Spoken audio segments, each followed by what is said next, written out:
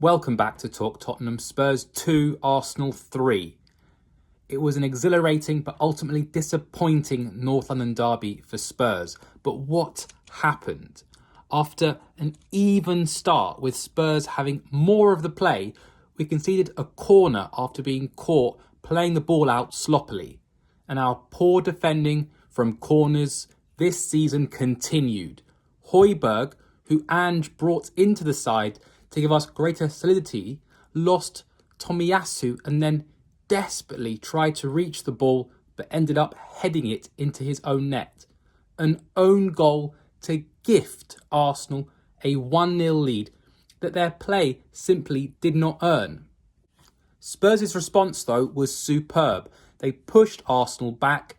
We should have not only equalised but taken the lead through vice-captain Cuti Romero. He outmuscled his blocker Odegaard to get a free header which he headed agonisingly wide. And then Romero beat Partey in the air only to head against the post with Raya already beaten. Then Spurs thought they had the equaliser when Van de Ven scored a brilliant finish after Pedro Porro's deflected shot fell for him.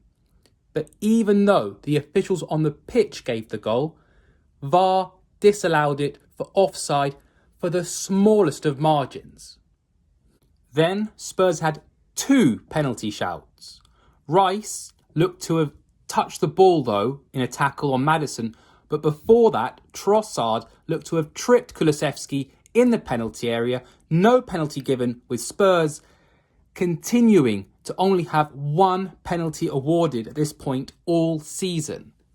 To make matters more farcical, with 2 Spurs players on the floor in the Arsenal penalty area, Arsenal countered through Saka, who put them 2-0 up on the 27th minute after cutting inside Ben Davies, who should have done better and at least forced him to have a shot on his weaker right foot.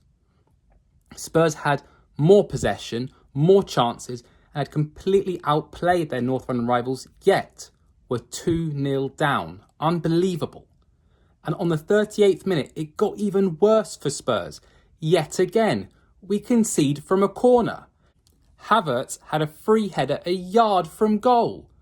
What is the point in practicing our possession tactics if we continue to concede so easily from set pieces? Arsenal had not played well, yet they were 3-0 up thanks to 2 well-taken corners that were defended poorly and a counter-attack where Spurs were so open.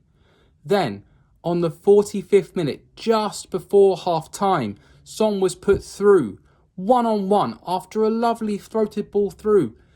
And he took Saliba and Gabriel out of the game, but unfortunately our captain could not get over the ball and he skied the glorious chance to put Spurs back in the game.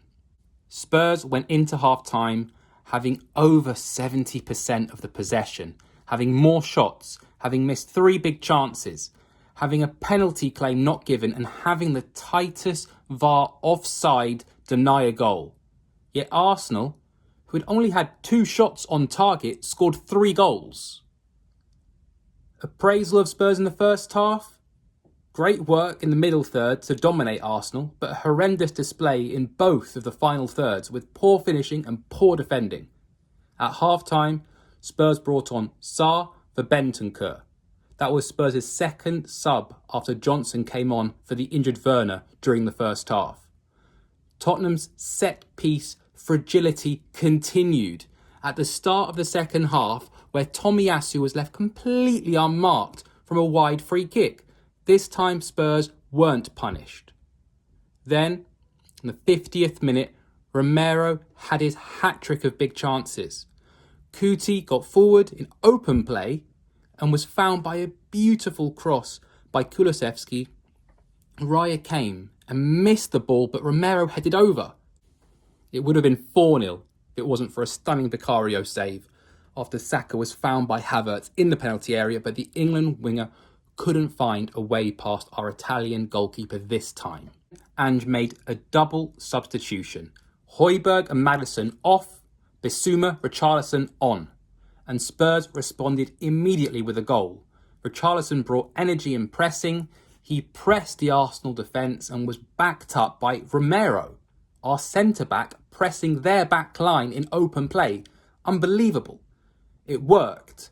David Raya absolutely crumbled with a pass straight to Romero, and his fourth big chance, this time, the Argentinian centre-back calmly found the back of the net. 3-1, game on. In the 84th minute, a stone wall penalty. Rice kicks Ben Davies. He absolutely volleyed the left back. The referee, Michael Oliver, was a yard away with a perfect view. He said no penalty. What a joke. Our players and fans all went mental. It was so obvious. What reason could he have for not giving it? It was crazy. It took VAR no time at all to tell Oliver he had a stinker and to give the penalty. 87th minute. Penalty in the North London derby. Up steps captain Son Heung-min. He rocketed it past David Raya to make it 3-2 and set up a grandstand finale. What a penalty. For the last few minutes, Spurs desperately searched for the equaliser, but with Arsenal keeping 11 men behind the ball, we couldn't make that one final big chance, despite throwing Romero and even Vicario into the attack at times. The game ended in a 3-2 loss. It means we drop 3 points in our increasingly difficult objective for 4th place, and we failed to dent our North London rivals' league title bid. The ramifications for Spurs fans are terrible. How do we analyse that performance? For most of the match, we could argue we were the better team, dominating possession and chances. We simply lost the match because we cannot defend corner kicks. That's it. Set pieces are so important in the modern game, and Arsenal are one of the best at them. Spurs had more corners than Arsenal in the match, yet scored from none, and they scored from 2.